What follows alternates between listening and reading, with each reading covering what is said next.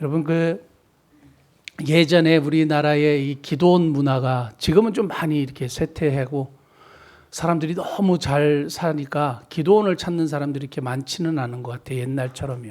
지금도 기도원에 가는 사람들이 있지만 예전에 저희가 어렸을 때만 해도 기도원에 가는 것이 교회의 하나의 행사였습니다. 그리고 개인적으로 기도원을 참 많이 찾았습니다. 고난도 많고 병도 많고 또 경제적으로 많이 어렵고 하니까 하나님을 참 많이 찾았던 것 같고요. 또 그때 기도원을 찾아서 사람들이 뭘 많이 구했냐면 방언 그리고 능력 뭐 이런 걸 많이 구했어요. 그래서 어렸을 때 그런 것을 많이 봤기 때문에 당연히 기도원을 찾으면 저희도 방언, 능력 이런 걸 많이 구했단 말이에요. 그리고 기도원에 가면 꼭 나무를 한 뿌리 뽑아야 된다. 그러면 능력이 임한다. 뭐 이런 얘기가 있을 정도로. 그래서 사람들이 항상 기도원에 가면 산에 올라가서 나무를 잡고 이렇게 막 흔들면서 기도를 하고 저도 그거를 했던 기억이 나요. 근데 저는 이제 밤에 산에 올라가서 기도를 하는데 저는 집중이 안 되더라고요. 왜 집중이 안 되냐? 제가 뱀을 되게 무서워하거든요. 뱀을 엄청 무서워해요. 다른 건 하나도 안 무서워하는데 뱀을 엄청 무서워해요. 어렸을 때부터. 아버지랑 같이 어렸을 때 그 산에 가가지고 뱀을 잡으러 다녔는데도 저는 뱀이 무서워요. 저희 집 뒤로 돌아가면 뱀이 이렇게 껍질이 벗겨져 아버지가 껍질을 다 벗겨갖고 막 걸어놨는데도 뱀이 무서워요. 그리고 항상 이렇게 그 뒤안이라 그래서 이렇게 문을 열면 창고 같은데 문을 열면 이렇게 아버지가 술을 이렇게 큰 병에다 담아가지고 뱀이 계속 올라와요. 살아있는 뱀이. 그래서 늘 그걸 보았는데도 뱀이 너무 무서운 거예요. 근데 그때 당시에 그 능력을 받았던 목사님들이 간증을 할 때 무슨 간증을 많이 했냐면 항상 산에 올라와서 기도하는데 뱀이 나타나더라. 그리고 내가 기도를 하는데 이렇게 나무뿔을 잡고 이렇게 기도하면 뱀이 나타나가지고 내가 이렇게 하면 뒤로 가고 이렇게 하면 앞으로 오고 그래서 뱀이 나를 따라하더라. 그리고 믿습니다 하고 물러가라 하니까 뭐 사라지더라. 뭐 이런 간증을 막 했단 말이에요. 지금 들으면 굉장히 유치한 간증이지만 그때는 정말 그런갑다 해가지고 이렇게 기도를 하는데 꼭 뱀이 앞에 있어가지고 막 이렇게 하는 것 같은 그런 것 때문에 집중이 안 되고 그랬던 기억이 납니다. 근데 그때 그렇게 기도를 했는데 과연 능력을 받았을까요? 못 받았을까요? 방언이 막 터졌을까요? 저는 받지를 못했어요. 저는 저에게 능력이 임하지는 않더라고요. 근데 지금 제가 확실히 알았어요. 성경을 이제 좀 알고 하나님에 대해서 바른 인식을 갖게 되니까 능력이 왜 임하지 않았는지 정확하게 알게 됐어요. 뭐냐? 제가 기도원에 올라가서 뭘 기도했냐 하면 제가 원하는 것은 능력이었어요. 저는 하나님을 향한 게 아니고 능력에 집중한 거예요.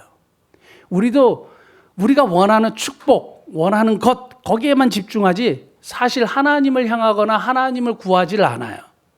중요한 건 하나님을 구해야 되는 건데 그래서 능력이 그분에게 오는 건데 항상 우리는 어떤 물질 그리고 어떤 축복 그리고 능력 이걸 구한단 말이에요. 대표적인 예가 에서라는 사람입니다. 에서가 사냥에서 돌아와 가지고 그 붉은 죽 한 그릇에 자기의 장자의 명분을 팔잖아요. 구약 시대의 장자의 명분은 축복권이에요. 그래서 나중에 아버지가 축복을 하고 난 다음에 저에게도 축복을 달라고 하니까 이미 야곱에게 다 줬다. 줄 게 없다. 이렇게 얘기하잖아요. 그때서 뒤늦게 깨달아요. 그리고 에서가 엄청나게 웁니다. 그리고 그것을 다시 달라고 막 난리를 치고 울었어요. 그런데 하나님이 허락하지 않아요. 한번 찾아볼게요. 히브리서 12장 16절 17절 음행하는 자와 혹 한 그릇 음식을 위하여 장자의 명분을 판 에서와 같이 망령된 자가 없도록 살피라. 17절 너희가 아는 바와 같이 그가 후에 축복을 이어받으려고 눈물을 흘리며 구하되 버림바가 되어 회개할 기회를 얻지 못했네. 이게 무슨 말이냐면 눈물을 흘리며 구하였는데 왜 얻지 못할까요? 하나님은 눈물을 흘리며 구하는 기도를 들으시잖아요. 그런데 저기서 눈물을 왜 구했냐면 눈물을 흘리며 구한 게 뭐냐면 축복이에요. 하나님 앞에 회개하고 다시 돌아서겠다고 한 게 아니고 축복을 주십시오. 저 안 되면 안 됩니다 하고 눈물을 흘리며 구했다는 거예요. 여전히 깨닫지 못하고 하나님을 구하는 것이 아니라 복을 구하고 하니까 얻지 못하는 거예요. 그래서 제가 옛날에 내가 그렇게 산기도 다니고 했는데도 능력이 나에게 임하지 않았던 것은 내가 하나님을 구한 것이 아니었구나. 내가 잘못 기도를 했구나. 이런 것을 발견하게 돼요. 지금도 막 주여 하고 막 하잖아요. 결국 그 내용의 핵심이 뭐냐 이걸 살펴봐야 되는 거고, 우리가 기도할 때 정말 그 내용의 핵심이 무엇인지, 정말 우리는 하나님을 향하여 기도하고 있는지, 그리고 그분을 구하고 있는지 점검해 볼 필요가 있습니다. 저는 오늘 하나님의 능력을 허락받는 기도라는 제목으로 말씀을 나누는데요. 우리 올해 표어가 구하여 허락받는 교회죠. 그래서 오늘 새해 첫 주일에 하나님의 능력을 허락받는 기도라는 제목으로 말씀을 나누는데, 하나님의 능력은 도대체 뭐냐? 제가 예전에 여러분들에게 여러 번 말씀을 드린 기억이 있습니다. 하나님의 도대체 능력이 뭐냐? 그래서 저는 능력을 받고 싶은 거예요. 그래서 능력이 있었으면 좋겠어요. 지금도 여전히 능력이 있었으면 좋겠다 이런 생각을 하는데 여전히 능력이 없어요. 여전히 능력이 없어요. 하나님이 그건 허락하시지 않는 것 같아요. 그런데 그래서 오늘 말씀을 보면 여호와의 눈은 온 땅을 두루 감찰하사 전심으로 자기에게 하는 자들을 위하여 뭘 베푸신다고요? 능력을 베푸신다. 그래서 제가 이 능력이라는 단어를 살펴보니까 5가지 의미를 가지고 있는 거예요. 이 능력이라는 단어에 집중을 하게 된 거예요. 왜냐하면 능력을 받고 싶으니까. 모든 사람들이 능력을 받고 싶어 하잖아요. 전심으로 자기를 향하는 자에게 하나님 능력을 베푸신대. 그럼 이 능력이라는 게 뭐냐? 우리가 생각하는 파워, 막 손에서 불이 나가고 막 그런 거냐? 그게 아니란 말이에요. 하자크라는 단어죠. 하자크라는 단어인데 첫 번째, 고쳐주신다. 리페어예요. 그러니까 처음에 몸을 고쳐주신다는 게 아니라 우리가 잘못된 길을 갈 때에 바로 잡아주시고 고장난 부분을 고쳐주시고, 그 다음에 두 번째 의미가 우리의 육신의 연약함도 치료해 주시고, 그래서 고쳐주신다는 의미가 첫 번째예요. 두 번째는 강하게 하신다는 거예요. 우리가 연약하고 힘이 빠져 있을 때 우리를 강하게 하신다. 이게 하자크, 능력을 주신다는 거예요. 세 번째는 용기를 주신다는 거예요. 어려운 상황에 처해가지고 모든 힘이 빠져 있고 그래서 용기를 잃어버렸을 때 하나님이 용기를 주셔서 다시금 재기할 수 있도록 하시는 것이 하자크, 능력을 주신다는 거예요. 그 다음에 도와주신다는 거예요. 하나님이 우리가 그 일들을 계속 할 수 있도록 도와주신다는 거예요. 그 다음에 마지막 5번째는 이기게 하신다는 거예요. 결국에는 승리하게 하시고 이기게 하신다는 거예요. 그러니까 하나님을 향하는 자에게 뭘 주시느냐 하면 능력을 주시는데, 그 능력이 뭐냐? 우리가 생각하는 축복, 물질, 그래서 신유의 은사 이런 게 아니고요. 첫 번째가 뭐라고요? 고쳐주시고요. 두 번째요, 강하게 하시고요. 그 다음 용기를 주시고요. 그 다음에 도와주시고요. 그 다음에 이기게 하시는 하나님이 능력을 베푸세요. 그래서 하나님이 이런 능력을 베푸시는데 이걸 하나님의 능력이라고 하는데, 이 하나님의 능력을 허락받는 기도는 도대체 뭐냐? 하나님의 능력을 허락받는 사람은 어떤 사람이냐? 본문에 딱 나와 있어요. 한마디로 얘기하면 전심으로 하나님을 향하는 기도, 전심으로 하나님을 향하는 사람이요. 그 사람에게 하나님이 하나님의 능력 고쳐주시고 이기게 하시고 강하게 하시고 도와주실 용기를 주시는 능력을 베풀어 주신다 이거예요. 누구에게? 전심으로 하나님을 향하는 사람에게, 전심으로 하나님을 향하여 기도하는 사람에게 이 능력을 베풀어 주신다 이거예요. 새해에 저와 여러분들이 정말 전심으로 하나님을 향함으로 이 하나님의 능력을 정말 풍성하게 경험하는 복된 한 해가 되기를 정말 바라고 축복합니다. 자, 그러면 전심으로 하나님을 향하는 게 뭐냐 이거예요. 전심으로 하나님을 향하는 게 뭐예요? 온 마음을 다해서 하나님을 향한다는 뜻이잖아요. 온 마음을 다해서 하나님을 향하는 게 도대체 뭐예요? 우리가 365일 계속 하나님만 쳐다보고 살 수는 없잖아요. 하나님을 늘 생각하며 사는 걸까? 간절히 기도하는 걸 얘기할까? 오늘 본문 말씀에서 그 이유를 찾을 수 있습니다. 그러면 전심으로 하나님을 향하는 것이 무엇인가에 대해서 한번 하나님 말씀을 나누기를 원하는데, 자, 다시 말씀드릴게요. 하나님의 능력을 허락받는 기도, 하나님의 능력을 허락받는 사람은 전심으로 하나님을 향하여 기도하는 사람이고 전심으로 하나님을 향하는 사람이다. 그러면 전심으로 하나님을 향하는 게 도대체 뭐냐 이거예요. 첫 번째, 말씀을 드리기 전에 본문의 내용을 잠깐 살펴보면, 아사 왕이라는 왕은 유다의 왕 중에 아주 선한 왕으로 칭찬을 받는 인물입니다.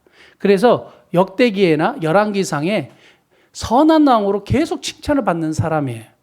35년 동안 아주 선하게 생활했다가, 선하게 정말 정치를 했다가 마지막 6년을 속된 말로 베려버렸어요. 마지막 6년을 아주 악수를 둡니다. 그래서 오늘 이 본문이 등장한 건데요. 이 아사 왕이 뭘 했냐면 나라의 우상을 다 철폐를 하고 어머니 마아가가 우상을 숭배하니까 우상을 다 태워버렸어요. 그리고 어머니의 태우의 위를 패해버렸어요. 그리고 동성연애, 남색하는 자를 나라에서 축출해버렸어요. 그래서 하나님이 되게 기뻐했어요. 그래서 선한 왕으로 인정받도록 했어요. 그리고 100만이라는 엄청난 대군을 몰고 온 구스 사람, 요 앞장에 나옵니다. 쳐들어보는데 아사가요, 전심으로 하나님을 향해서 도와달라고 해요. 그래서 하나님이 이길 수 없는 싸움을 이기게 해요. 그래가지고 하나님의 살아계심을 정말 증명해냈어요. 그런데 오늘 16장 1절부터 6절 말씀 보면 무슨 이야기가 나오냐면 우리가 남북이 분단되어 있듯이 북이스라엘과 남유다가 분단이 되어 있지 않았습니까? 북쪽의 왕은 바하사고 남쪽의 왕은 아사고, 이름이 비슷하죠. 바하사고 아사인데 바하사가 지금 우리를 따지면 38선 같은 이 경계 라인에 라마라는 성을 딱 건축해가지고 유다를 공략해야 되겠다. 저 아사를 어떻게든지 좀 처리해야 되겠다. 이렇게 해서 성을 건축하고 군대를 거기다 막 집결을 시켰습니다. 그래서 어떻게 공략해서 어떤 성을 쌓았는지 뭔지 모르지만 라마라는 성을 막 쌓으니까 아사가 그걸 보고 두려워했어요. 그러면 이 두려워했을 때 하나님 이렇게 해야 되는데 아사가 악수를 둡니다. 이웃 아람 왕 베나닷에게 성전에 있는 그 은과 금과 이런 걸 다 모아요. 그러니까 물질을 모아가지고 그거를 베나닷에게 이렇게 보내고 이 물질을 드릴 테니 저 바하사를 좀 처리해 주세요. 이렇게 한 거예요. 그러니까 베나닷이 그 돈을 받고 용병을 보내가지고 바하사를 이렇게 칩니다. 그래서 라마성을 건축하다가 바하사가 이제 본국으로 도망가요. 그러면 거기 있었던 이렇게 건축하다 남아있던 많은 자재들 뭐 이런 거 있잖아요. 그래서 그걸 다 아사가 가지고 와요.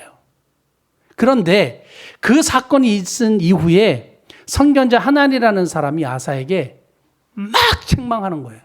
구스 100만 대군이 왔을 때, 세라가 이끌어온 구스 100만 대군이 왔을 때 하나님을 의지하여서 너무 승리하지 않았냐. 이길 수 없는 싸움에 승리하지 않았냐. 그런데 왜 이런 문제 앞에서 사람을 의지하고 베나닷을 의지했느냐. 여호와를 의지하지 아니하고 왜 사람 아람 왕을 의지했느냐. 그거예요. 자, 7절 말씀.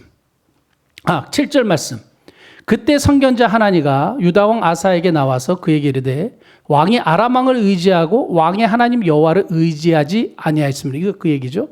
아람 왕의 군대가 왕의 손에서 벗어났나이다. 자, 8절. 구스 사람과 룻 사람의 군대가 크지 아니하며 말과 병거가 심히 많지 아니하였으리까 그러나 왕이 여호와를 의지하였으므로 여호와께서 왕의 손에 넘기셨나이다.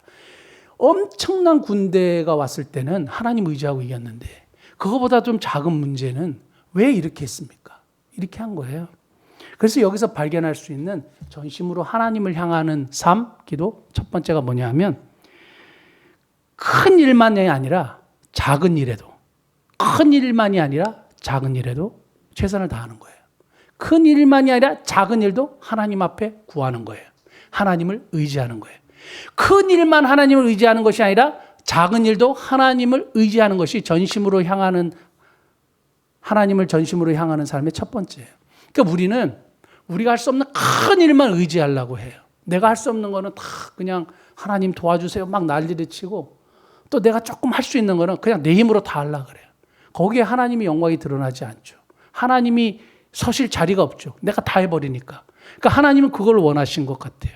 전심으로 하나님을 향한다는 것은 우리가 할 수 없는 큰 일뿐만 아니라 우리가 조금이라도 할 수 있는 내 힘이 들어갈 수 있는 내가 할 수 있는 작은 일도 하나님 앞에 맡기고 하나님을 의지하는 것이다.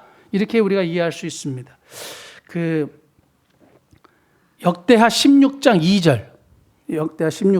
우리 좀 전에 7절 봤는데 2절 보면 아사가 여호와의 전 곡간 왕궁 곡간의 은금을 내어다가 다메섹에 사는 아람 왕 베나닷에게 보내며 이르되. 자, 아까 제가 말씀드렸던 대로 돈을 다 모아갖고 베나닷에게 줬죠. 그래서 이렇게 처리한 것을 망령때 행하였다고. 하나님은 전심으로 향하는 자들을 찾으시는데 왜 전심으로 향하지 않았냐고 이렇게 책망하는 내용이죠. 구약 성경에 보면요. 구약 성경에 보면 특별히 여호수아서는 하나님께서 약속하신 약속의 땅으로 들어가는 그 내용 속에 여호수아가 전쟁을 일으키죠. 그래서 그 땅을 정복하는 내용인데 여호수아가 한 번 패합니다. 한 번 패하는데 어디에 패하느냐? 가장 작은 성 아이성에 패해요. 가장 작은 성 아이성에 패하는 이유가 뭔지 아세요? 물론 그 내용 속에 영적인 문제가 있어요. 아간이라는 사람이 범죄한 내용이지만 다른 면에서 봤을 때는 여호수아가 이걸 쉽게 생각한 거야. 누구나 봐도 쉽게 생각하죠. 아이성의 모든 인구가 12,000명이었다는데 자기들은 60만이잖아요. 그러니까 60만을 다 보낼 이유도 없고. 그래서 뭐라고 결정하냐면 여호수아 7장 2절 3절. 여호수아가 여리고에서 사람을 베델 동쪽 베델한 곁에 있는 아이로 보내며 아이성 가장 작은 성이에요. 그들에게 말해 이르되 올라가서 그 땅을 정탐하라 하며 그 사람들이 올라가서 이 아이를 정탐하고 여호수아에게로 돌아와 그에게 이르되 백성을 다 올라가게 하지 말고 2-3천 명만 올라가서 아이를 치게 하소서. 그들은 소수이니 모든 백성이 그리로 보내어 수고롭게 하지 마소서. 우리 일반적으로 모든 사람들이 내릴 수 있는 결론이죠. 그리고 쉬운 결론이죠. 당연히 이렇게 결론이죠. 2-3천 명만 보내면 쟤네는 너무 작아서 우리가 점령할 수 있습니다. 아마 다 동의하실걸요? 모든 사람들이 다 그렇게 얘기할걸요? 근데 8장 1절. 결국에는 그렇게 2-3천 명만 보내갖고 어떻게 됐어요? 완전 패해버렸어요. 두 번째 또 패했어요. 그리고 나서 여호수아에게 치명적인 이제 패한 이제 장군이라는 이제 오명을 쓰게 된 겁니다. 그때 하나님 앞에 기도하고 하나님이 뭐라고 여호수아에게 솔루션을 주시냐면 해결책을 주시냐면 이렇게 얘기합니다. 8장 1절. 여호와께서 여호수아에게 이르시되 두려워하지 말라 놀라지 말라. 그 다음에 군사를 다 거느리고. 엄청 작은 성인데요. 하나님은 뭐라 그런지 아세요? 군사를 다 거느리고 가. 군사를 다 거느리고 가. 최선을 다하라는 거예요. 작은 일도 그냥 니네 생각과 판단과 명철, 니네 그냥 이 잔머리로 하지 말고 최선을 다해. 그리고 하나님 의지하고 해. 나를 의지하고 해. 이게 하나님의 솔루션이에요. 그러니까 전심으로 하나님을 향한다는 얘기는 뭐냐? 우리가 의지할 수밖에 없을 때만 의지하는 것이 아니라 내 힘으로 할 수 있는 작은 일도 하나님 의지하고 최선을 다하여 하나님 앞에 맡기고 나아가는 것, 그것이 전심으로 하나님을 향하는 삶이고 전심으로 하나님을 향하는 기도입니다. 여러분 보시면 내가 쉽게 처리하는 문제들이 있잖아요. 쉽게 처리하고 지금 내 앞에 있는 많은 산적한 문제들이 있지만 우리가 그냥 우리들의 명철과 우리들의 경험으로 처리하는 일들이 너무너무 많지 않습니까? 그것도 여러분 새해에는 한 걸음 한 걸음 하나님 앞에 의지하고 하나님 앞에 기도하고 처리하시는 은혜가 있기를 바랍니다. 하나님은 작은 일도 최선을 다해서 작은 일도 하나님 앞에 맡기고 이것이 범사에 하나님을 인정하는 것이구나 이걸 깨닫게 되는 거예요. 너는 마음을 다하여 여호와를 의뢰하고 내 명철을 의지하지 말라. 너는 범사에 그를 인정하라. 그리하면 내 길을 지도하시리라. 범사에 하나님을 인정하는 것은 큰 일이든 작은 일이든 하나님 앞에 맡기고 하나님을 의지하는 것이 범사에 하나님을 인정하는 것이고 그 범사에 하나님을 인정하는 자의 길을 하나님이 지도하신다고 하셨기 때문에 우리가 작은 일이든 큰 일이든 하나님 앞에 맡기는 지혜가 저와 여러분들이 있기를 축복합니다. 자, 근데 항상 작은 일이요. 항상 작은 일에 문제가 발생합니다. 그러니까 우리는 쉽게 처리할 수 있는 문제인데 그 일 때문에 문제가 많이 발생하죠. 마찬가지 아이성과 같은 문제가 대표적인 것이고요. 교회 안에서도 그래요. 교회 안에서도 항상 문제는 사소한 일, 작은 일, 내가 처리할 수 있는 일, 그냥 말하고 서로 이야기하며 해결할 수 있는 일, 그런 거라고 생각했는데 항상 이 사소한 문제에 사람들이 상처받고 교회를 떠나고 교회 분란이 일어나고. 근데 교회 분란이 일어난 거 한번 다 따져보세요. 정말 말도 안 되는 작은 일이에요. 그냥 풀면 다 해결될 문제를 그거를 해결하지 않아가지고 교회가 깨지는 일들이 일어난 거예요. 여러분 정말 커튼 색깔 하나 때문에 교회가 깨진 교회가 있습니다. 파가 나눠가지고 빨강파 노랑파. 정말 그 교회가 있어요. 제가 아는 교회는 카페트 색깔 때문에 교회가 깨졌어요. 카페트 빨간색. 예수님 십자가의 상징이 빨간색으로 해야 되지 않냐? 빨간색으로 하면 너무 칙칙하지 않냐? 뭐 이래가지고 아무것도 아니지. 작은 일이요. 그러니까 작은 일도 하나님 앞에 기도하고 그래서 합력하는 그런 아름다운 모습이 있어야 되는 거죠. 내 개인적인 문제도 그렇고 교회 문제도 그렇고 공동체의 문제도 그렇고 큰 일도 그렇고 작은 일도 하나님 앞에 맡기는 지혜가 저와 여러분이 있길 바랍니다. 두 번째는 7절 말씀 다시 보시겠습니다. 7절 말씀. 그때 선견자 하나니가 유다 왕 아사에게 나와서 그에게 이르되 왕이 아람 왕을 의지하고 왕이 하나님 여호와를 의지하지 아니하였으므로 아람 왕의 군대가 왕의 소손에서 벗어났나이다. 이게 아까 무슨 얘기예요? 은금을 다 모아갖고 아람 왕에게 주고 자기의 힘으로 해결하려고 했죠. 그리고 성경에서는 뭐라고 얘기했냐면 사람을 의지했다 이거예요. 사람을 의지했다 이거예요. 전심으로 하나님을 향하는 삶은 뭐냐 하면 사람을 의지하지 않는 거예요. 전심으로 하나님을 향하는 삶은 뭐냐 하면 사람을 의지하지 않는 거예요. 사람에게 솔루션이 나오지 않아요.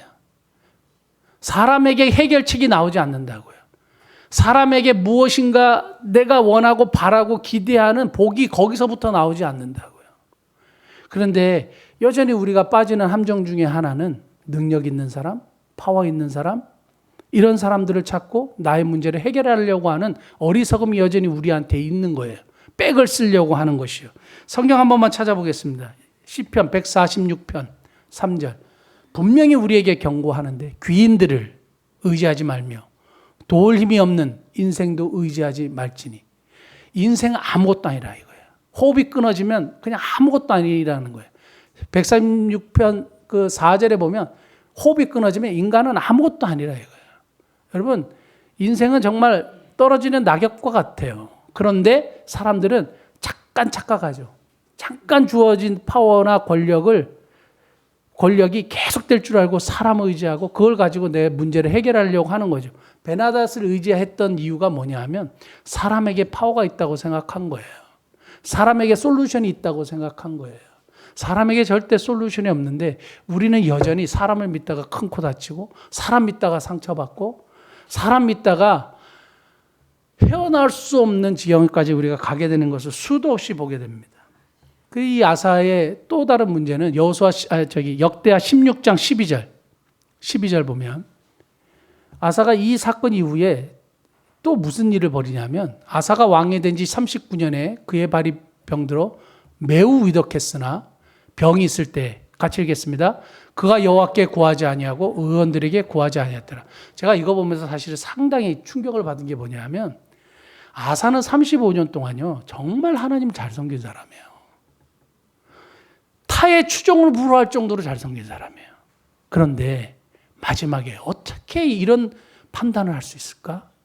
무슨 상처를 받았을까? 하나님 앞에 어떤 실망을 했을까? 왜 하나님을 구하지 않았을까? 타의 추종을 불허할 정도로 하나님을 잘 섬긴 사람인데 우리도 이럴 수 있겠구나. 우리도 이럴 수 있겠구나. 우리는 그러면 안 되겠죠. 우리는 절대 그러면 안 되겠죠. 왜 하나님께 구하지 않으냐고 의원들에게 구했을까? 눈에 보이는 의원들에게 치료가 있다고 보여요. 정말 그래요. 병원에 가면 의사 선생님들이 절대적이에요. 절대적이에요. 의사 선생님들의 권위를 무시하는 거 아닙니다. 가면 의사 선생님들의 권위가 절대적이에요. 그 말을 우리가 들어요. 그죠? 그리고 그가 처방해 주는 약을 먹습니다. 저도 그렇고요. 그 의사 선생님이 하라는 대로 하려고 노력을 많이 하죠. 그런데 저는 제가 먹는 약을 안 갖고 왔네. 이 약이요. 저는 이게 저를 해결해 줄 거라고 절대 믿지 않아요. 저는 이 약을 통하여 치료하시는 여호와 라파의 하나님을 신뢰하고 의지하는 거죠. 치료는 하나님께 오는 거지 욕에서 오는 게 아니고요. 의사에게 오는 게 아니에요. 의사를 통해서 역사하시는 하나님께 오는 거죠. 그래서 하나님께서 의사의 판단과 처방이 정확하게 해달라고 우리가 기도하는 것이고 의사의 처방전이나 의사의 판단이 절대 실수가 없도록 우리가 기도하는 것이고 어느 누가 수술하러 갔을 때 하나님께서 의사의 손을 주장해 주셔서 집도하는 손이 실수하지 않도록 도와달라고. 그래서 모든 솔루션과 모든 치료가 하나님께 있다고 고백하는 것이 우리 신앙인의 고백입니다. 전심으로 하나님을 향하는 삶이라는 것은 사람을 의지하지 않는 거예요. 그리고 거기에 무슨 해결책이 있다고 믿지 않는 겁니다. 우리가 그 자칫 잘못하면 그럼 의학을 의지하지 말라는 얘기냐? 아니에요. 의학을 의지해야죠. 제가 그 폐결핵에서 이렇게 치료받은 이야기는 여러분 다 알고 계시죠. 그리고 제가 딱 한 번 얘기한 적이 있는데요. 제가 폐결핵이 재발을 했어요. 왜 재발을 했느냐? 여러분 잘 들어보세요. 하나님이 고쳐주시는 것은 절대 재발하지 않는다. 그 기도원에서 그때 들은 얘기거든요. 그 수많은 사람들이 다 그렇게 얘기했어요.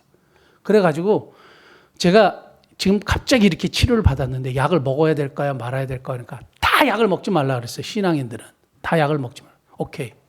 근데 약을 먹어야 되지 않을까? 뭐 이런 생각도 했어요. 뭐 갑자기 고치면 이게 없어지고 그랬지만 완전한 치료를 위해서 약을 먹어라. 그건 의사의 얘기고.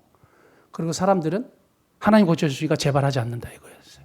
근데 제가 이게 치료를 받았으니까 은혜와 기쁨이 충만하잖아요. 그래서 매일 뭐 했는지 아세요? 매일 철야를 했어요. 기도하고. 그리고 열심히 봉사했어요. 세상 봉사가 아니고 교회 봉사를 열심히 했단 말이에요. 그리고 맨날 밤을 새니까 몸이 축이 나겠죠. 그리고 이게 밥을 제대로 먹지 않았겠죠. 아침, 점심, 저녁 꼬박꼬박 하거나 운동을 하거나 뭐 이러지 않았겠죠. 그러니까 몸이 축이 나니까 어떻게 돼요? 당연히 연약한 부분이 문제가 생기죠. 하나님이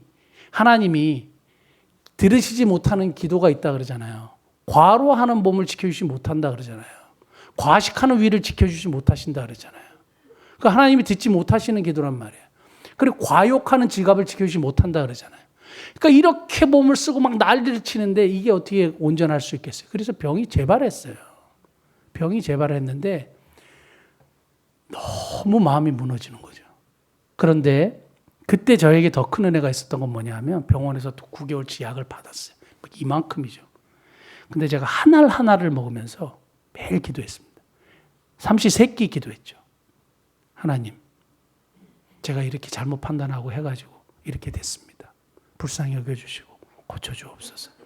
한 알 하나를 먹을 때마다 하나님께 간절히 기도했는데 딱 약을 먹고 완전히 씻은지 그 다음에는 다시 재발한 일이 없어요. 지금까지 재발하지 않았어요. 그건 뭐냐 하면 우리가 하나님의 능력도 구해야 되지만 세상에 하나님께서 허락하신 의학도 우리가 함께 해야 돼요. 그래서 조화를 이루어야 돼요. 그래서 지금도 얼마 전에 그 뉴스를 보니까 그 엄마가 이상한 그 신앙에 빠져가지고 애가 죽었잖아요. 기도로만 낫게 하겠다고. 애가 지금 죽어가고 있는데 병원 빨리 가면 살 수 있는데 기도로 하나님 고쳐주는데 또 목사님이 또 그래가지고 기도하자고. 말도 안 되는 이런 신앙을 가진 그건 안 되는 거죠. 한쪽으로 치우치는 신앙은 위험한 겁니다. 전심으로 하나님을 향하는 삶은 사람을 의지하지 않는 것이다. 꼭 기억하실 수 있길 바라고 마지막 세 번째는 전심으로 하나님을 향하는 기도, 전심으로 하나님을 향하는 사람. 이게 뭐냐? 전심으로 하나님을 향하는 삶은 물질을 의지하지 않는 거예요. 물질을 의지하지 않는 거예요. 아사의 치명적인 실수는 뭐냐 하면 물질을 가지고 이 문제를 해결하려고 했어요. 그래가지고 책망을 듣는 거예요. 그래서 나온 말씀이 여호와 이르는 온 땅을 두루 감찰하사 이 말이 나온 거예요. 아람 왕에게 뭘 줬습니까? 돈을 줬어요. 그래서 물질로 해결하는 거예요. 사람들이 사람을 찾고 문제가 빠질 때 두 번째는 물질로 해결한다고 해요. 그건 통계적으로 그래요. 뭐든지 물질로 해결하려고 그러는데 물질이 해결할 수 없는 것들이 더 많아요. 여러분 물질로 절대 건강을 살 수 없고 물질로 우리 영혼을 살 수 없고 물질로 구원을 이룰 수 없고 물질은 생활의 불편을 조금 해소할 수 있어도 물질을 가지고는 뭐 할 수 있는 게 거의 없단 말이에요. 근데 여전히 물질이에요. 아사는 물질을 가지고 문제를 해결하고 자기 앞에 당한 것들을 해결하려고 하다가 하나님의 책망을 듣습니다. 사랑하는 성도 여러분, 물질을 더 의지하는 사람이 되면 안 되죠. 어떻게 35년간 그렇게 하나님 잘 섬기다가 마지막에 물질을 의지하는 사람이 되었을까요? 저와 여러분들도 그 위험 속에 여전히 노출되어 있어요. 조심하셔야 되고 물질이 아니라 하나님 의지하셔야 됩니다. 근데 놀라운 건 뭐냐면 그 바하사라는 북쪽의 이스라엘 왕이 이 경계선에 라마라는 성을 건축하는 이유가 뭔지 아세요? 역대 15장 9절 보면 또 유다의 베냐민의 무리를 모으고 에브라임과 므낫세와 시므온 가운데에서 나와서 저희 중에 머물러 사는 자들을 모았으니 이는 이스라엘 사람들이 아사의 하나님 여호와께서 그와 함께 하심을 보고 아사에게로 돌아오는 자가 많았음이더라.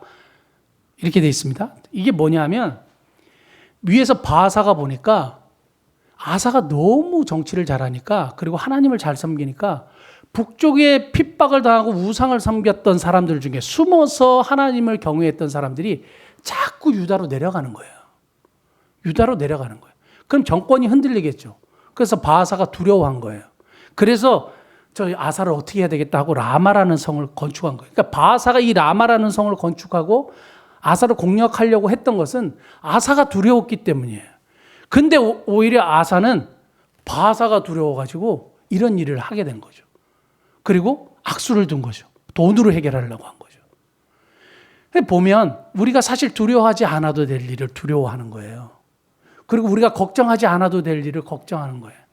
하나님의 시선에서 하나님을 향하면 이것이 보일 텐데 자꾸 세상적인 눈에 보이는 것만으로 판단을 하니까 이게 어떻게 할지를 모르겠는 거예요. 여러분, 내가 어떻게 할지를 모르는 문제 앞에 그냥 잠잠히 하나님을 한번 향해 보세요. 그러면 그것이 보일 거예요. 그러면 마음이 침착해지고요. 그런 악수를 두지 않을 거예요. 그런데 아사는 이게 눈에 보이는 갑자기요.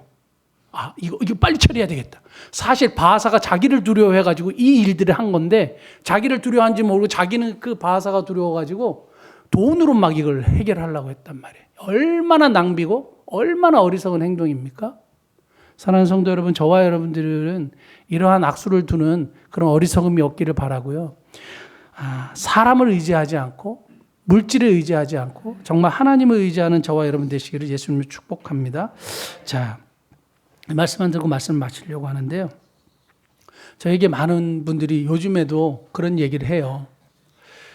선교를 하려면 돈이 있어야 한다는 이야기를 정말 많이 합니다. 맞습니까? 선교가 돈이 있어야 하죠. 돈이 없는데 어떻게 선교를 합니까? 맞는 얘기죠. 맞는 얘기인데 목사님 교회에는 제가 요즘에도 들어요. 목사님 교회는 헌금하는 사람이 정말 많은가 봐요.